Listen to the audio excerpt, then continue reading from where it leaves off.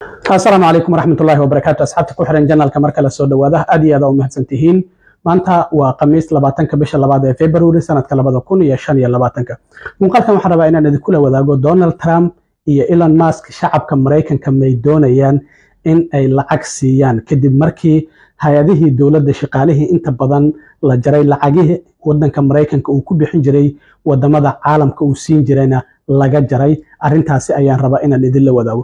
Mid ka mid ah Soomaalidii horey dambigooda u qirtay oo shalay marqaati fur sameeyay maxkamadda labada eedeysana ee Amy Park haweeneydii madaxda ka ahayd Feed and Future iyo Salim Saeed oo milkiilayaasha Safari Restaurant ka mid ahaa ku marqaati furay muxuu sheegay maqaayadda Safari Restaurant ayuuna inta badan eedda dusha ka saaray iyo Salim Saeed waan idin la wadaagaya.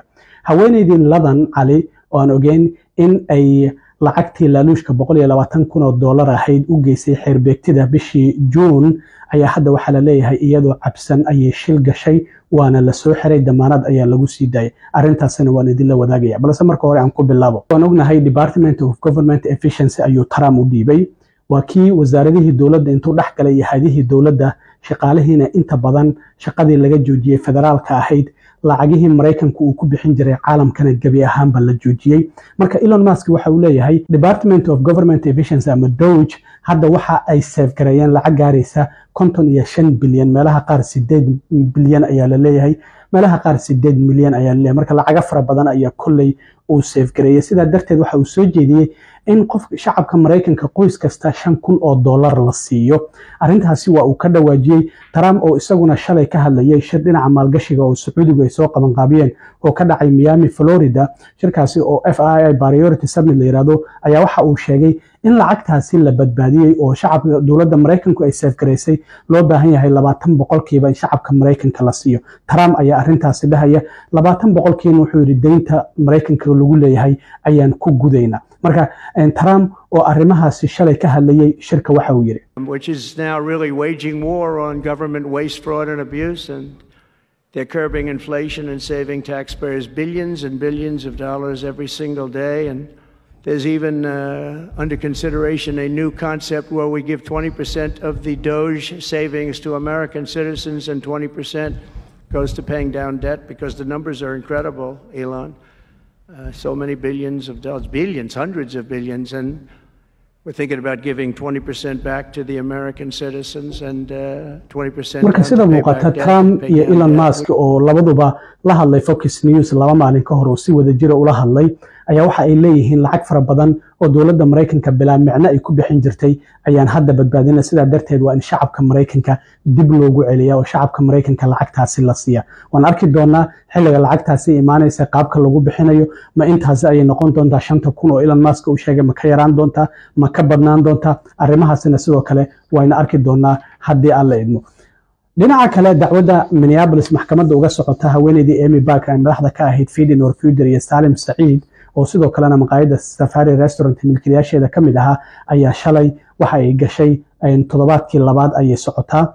Marka Sharmaarka Jaamac oo 37 jir ah ayaa shalay marqaati fur sameeyay isaga dambigiis waxa uu qirtay bishii January. Sharmaarka Jaamac waxa uu eedda dusha ka saaray Salim Saeed iyo maqaayadda Safari iyo waliba Feed and Future oo yiri arrintan ayaga ayaa lugaha ii geliyay isla markaana waxa uu sheegay sidii ay wax u jireen. Waxa uu yiri Sharmaarka Jaamac arrintan waxa aan bilaabay ayuu yiri sanadkii 2020 bishii October maqaayad yar ayuu waxa uu ku lahaa Rochester, Minnesota oo la yiraahdo Bravo Restaurant.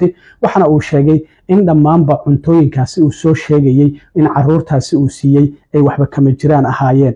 waxa uu sheegay in maqaayadda Safari Restaurant ay door weyn ku lahayd ka qayb qaadashadiisa barnaamijkan isla markaana ay bareen wax kasta oo ku aadan sida barnaamijkan loo wadayo. Sharmaarka waxa uu xeerbeegtida u sheegay in maqaayadiisa Bravo Restaurant ayna lacagta ay barnaamijkaasi ka heshay ay u bilaabatay sanadkii 2020. Sharmaarka waxa uu sidoo kale sheegay in cuntooyinka ay soo sheegayeen bil kasta ay maqaayadda Safari Restaurant ay u yeerinaysay. waxana uu sheegay in Salim Saeed uu u tilmaamayay sida uu wax u sameynayay. Salim Saeed oo isagu eedeysanaha dacwadan ay ku socota ayaa waxa uu xaqiijiyay in wax kasta uu sameynayay isagu uu u tilmaamayay. waxa uu xaqiijiyay in Bravo Restaurant ay cunto fara badan inay iibsatay laga dhigayay. mararka qaar waxa soo baxday in caano 12 kun oo gaalon ah oo ilaa iyo 56 kun oo dollar jooga in ay jireen. Sharmaake ayaa lacagtaasi uu ka helay cuntadii loogu talagalay caruurta waxa uu 2 guri uga iibsaday magaalooyinka mataanaha ee Twin City, Minneapolis iyo St. Paul. Guri waxa uu ka iibsaday Rochester, guri kalena waxa uu ka iibsaday Turkiga sida uu ku marqaati furay maalnimadii shalay ahayd. waxa uu yiri Sharmaake markii arrintan uu maqlay waxaan u soo drive gareeyay yiri Rochester iyo Minnesota, Rochester iyo Minneapolis waxay isku jiraan hal saac sida aan filayo. gaarigii aan soo qaatay xafiiska waxaan tigu yiri in feeding our future xilligaasi coronavirus ayaa jiray waa uu xirnaa number iridda ku dhaganaa waraaq ayaan wacay ayuu yiri waxaana la ii tilmaamay inaan tago maqaayadda Safari Restaurant. maqaayaddii markaan tagay albaabka gadaale ayaan ka soo galay waa ii xirneed ayuu yiri maqaayadda maadaama coronavirus uu jiray dad yar ayaa ka shaqeynayay dadna cunto take away ayay uga qaadanayeen oo cuntada tugo ahaan ayay u qaadanayeen. sidaa darteed waxa uu yiri markii aan albaabka dambe ka galay waxa aan la kulmay ayuu yiri Salim Saciid oo xafiiskiisa la iigu geeyay isla markiiba arrinta ayaan u sheegay waxaana uu wacay shaqaale ka tirsan Feeding Our Future application ayuu ila habeeyay isla markiibana waxa uu yiri markii telefonkaasi uu diray application kaadii waa la aqbalay waa isla goobtii. Salim Saciid ayaa sidoo kale waxa uu yiri telefon kale ayuu wacay oo qof shaqaale ka tirsan Feeding Our Future waxaana Sharmaake uu sheegaba in maalinta bari ah shaqada uu bilaabi karo. waxa uu yiri ilaa iyo 5,000 ayay noqonaysaa tirada cuntada oo aad sheegayso inaad bixisay. arrintaas wuxuu yiri arrin la yaab leh oo aan caadi ahayn ayay ila noqotay. markaas kadib waxaan ku yiri waa inaan maqaayadeyda wax ka bedelaa. sidaa darteed waxa uu sheegay in uu bilaabay inuu xayeysiiyo bishii October sanadkii 2020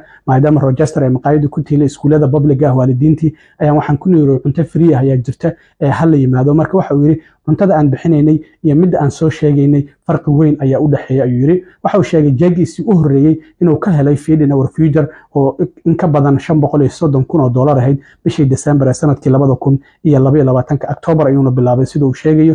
markaas kadib lacagtii waa ay korodhay ilaa 1.2 milyan ay gaartay bishii June ee sanadkii 2021. waxa sidoo kale Sharmaake la weydiiyay arrintii talaadadii dhacday oo ahayd qof ehel ah Salim Saciid inuu maxkamadda gudaheeda ugu yeeray oo uu yiri hay'ad wada hadli karnaa bal musqusha nagee. arrintaas wuxuu yiri sidoo kale arrin la yaab leh ayay la noqotay waana iska dhiga tire ayuu yiri waxaana la weydiiyay sidoo kalena arrintaasi ma jirtay waa jirtay ayuu yiri oo waa uu qiray laakiin garsoore Nancy Brassel wax talaabo ah ma aysan ka qaadin dadkaasi laakiin sharciyo cusub ayay soo rogtay oo waxa ay tiri dadka dacwadda ku socota maahane dadka eedeysanayaasha kale ah maxkamadda gabi ahaanba dabaqa 13aad oo ay ka socoto ma imaan karaan haddii ay imaanayaan 24 saac ka hor waa inay soo sheegaan si qayb kale loogu diyaariyo oo overflow maxkamadda aan qayb ka ahayn oo qol kale haddii ay doonayaan inay dhageystaan ay imaanayaan. arrintaas ayaa wax laga bedelay ciidamada Marshallskana waxa la dhigay albaabka hore ee maxkamadda si ay ammaanka u sugaan maadaama arrintaasi ay soo baxday.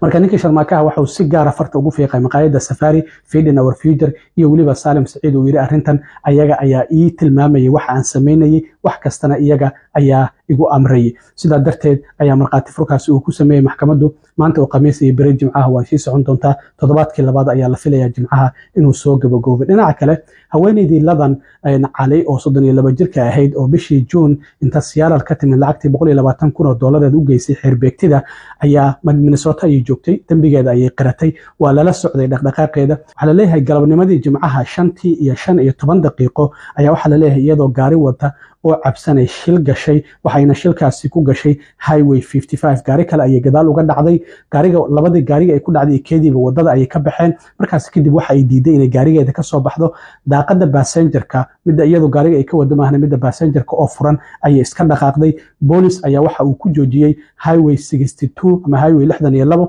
iyo waliba Highway 77 waxaana la sheegay waliba airbageeda in uu soo baxay. sidaa darteed markii uu boolisku istaajiyay neefteeda ayuu wuxuu ka dareemay in qamri uu ka soo urayay. sidaa darteed bahal waxa jirta qofka afka loo geliyo oo lagu ogaado inta ay la eg tahay qamriga uu soo cabay.